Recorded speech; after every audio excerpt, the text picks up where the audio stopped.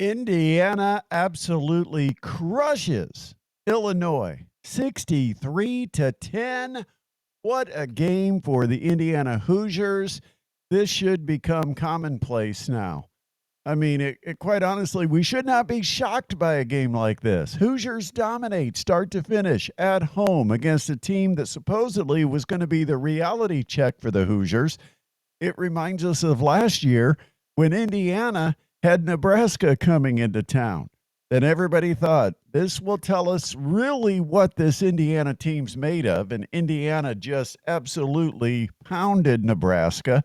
Tonight, they pound Illinois, a team that thought they were on the rise. And it's Indiana that proved their superiority. They are here to stay.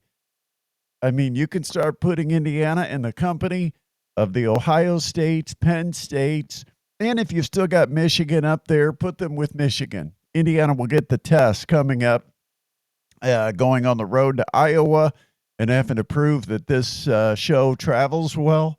And then they've got the road trip out to Oregon, and that will be the true test for the Indiana Hoosiers. But tonight was not a test. Tonight was an absolute domination by the Hoosiers. The stats were almost worse than the scoreboard. Indiana with 31 first downs, holding Illinois to 9. They, on third down, they held Illinois to 1 for 10 on third down conversions. Indiana was a very efficient 8 for 11. The total yards, 579 yards against a team that was supposed to have a pretty strong defense.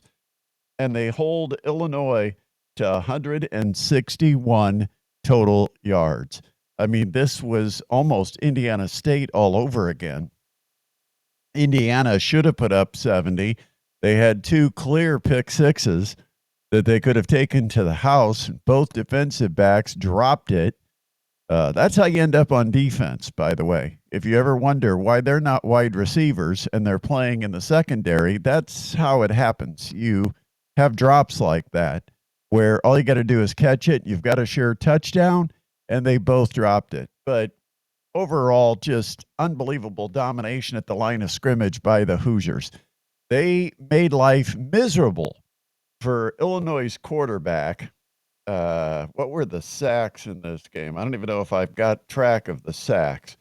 But they spent most of the game in the Illinois backfield pressuring Illinois quarterback Luke Altmaier, and just made things miserable for him. He had no time to be able to find a receiver or get a receiver open. Indiana's coverage was really good in the secondary. They had one breakdown in coverage that resulted in Illinois' lone touchdown. So, it wasn't like Illinois took it down the field and executed a nice drive. Indiana had a breakdown in coverage. Illinois made the right read and got the ball to the guy who was left open, and he trots in for a big touchdown play. Other than that, the defense was unbelievable. I mean, I don't want to keep saying dominant, but that's the word that kind of rules the night with what Indiana just did to the Illinois Fighting, in parentheses, Illini. Some of the big numbers in this one, and there were plenty of them. Fernando Mendoza, he was 19 of 20 a week ago against a weak Indiana State team. Tonight, 21 of 23 for 267 yards and 5 more touchdown passes. Indiana on the receiving end got 2 touchdowns from Elijah Surratt and another touchdown from Omar Cooper. Riley Nowakowski, how about that tight end screen? That was a beauty. He took it all the way to the house. And E.J. Williams with a nice throw at the back of the end zone to score a touchdown. So just not much you can say. Indiana rushed for over 300 yards, 107 by Kobe Martin, and he got his chance because the lead was so big, and he did what he did a week ago, took advantage of the opportunity, turned it into 107 yards on just 12 carries. But Kalen Black, 10 carries, 89 yards.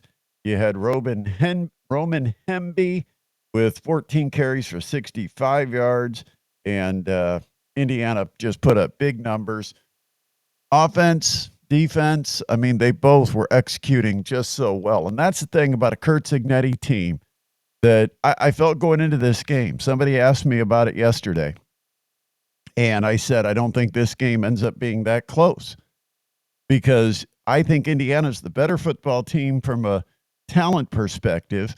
And then you add on top of that what Curt Cignetti means in the way he coaches, the way he has his teams prepared, the way they execute versus a Brett Bielema team.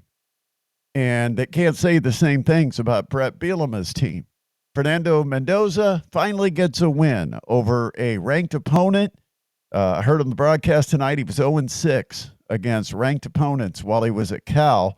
And this was his first chance at Indiana, and he's got that victory, and he's got it in a big way. Huge win for the Hoosiers. And now they pack up next week. They have a road trip to Iowa before the week off.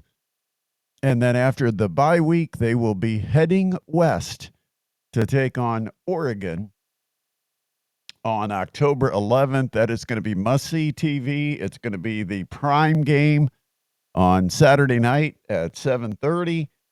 And so that will be a good one. Actually, that's a TBD. I thought they said that would be a prime game, but it's still listed as a TBD on the schedule officially. But Indiana at Oregon on October 11th. That's going to be one that's fun to watch. And I think Indiana beats Iowa easily. I think they put too much pressure on Iowa's quarterback, and it's going to be tough to stop this offense. All they do is just execute plays down the field, and with Fernando Mendoza throwing the ball like he is, accurate and quickly, making quick decisions, accurate throws, and he's got good receivers to toss it to with Cooper and Surratt leading the way. Barring any injuries, Indiana will definitely win the game against Iowa, and then it's on to Oregon. If you're worried about Indiana looking ahead, don't worry about that. You've got Curt Cignetti as the head coach. And I think this is probably one of the greatest hires in the history of college football. For Scott Dolson, he hit an absolute home run. It didn't take him long to turn the program around, and now you sustain it in year two after you bring a bunch of your guys in for year one, and I think this team is better. And I said that before the season started, that I thought this year's Indiana team was going to be a better version of what we saw last year, and I think absolutely that's the case. The one thing I did say when we talked about it on the podcast was that I thought Indiana was a better team. I don't know if they have a better record because they've got a much tougher schedule and they got a couple of tricky road games on their slate. But tonight, wow, what a game for Indiana. It was a lot of fun. We're going to be going live tomorrow, so be sure to check that out. On Sunday, we will have a live show following the Colts and the Indiana Fever. They're out in Las Vegas taking on the Aces in the WNBA semifinals. That should be fun, and we'll talk about that on the live show coming up tomorrow evening. Probably postpone the live show until somewhere around 6 p.m. so we get a chance to wrap up with the Fever and also after the Colts game. Have yourself a terrific weekend. IU big. What a win for the Indiana Hoosiers. And by the way, Notre Dame won big. They got their first win. They beat Purdue. That game, to me, not much drama. You kind of expected that Notre Dame was going to win, probably about the way they did win. It's still a building Purdue team. They're not pulling off what Indiana did a year ago. But I do think Purdue is getting better. And I think they're better coached. I just don't think they've got the talent there at this point, at this stage. All right, we'll let you go. What a win for the Hoosiers.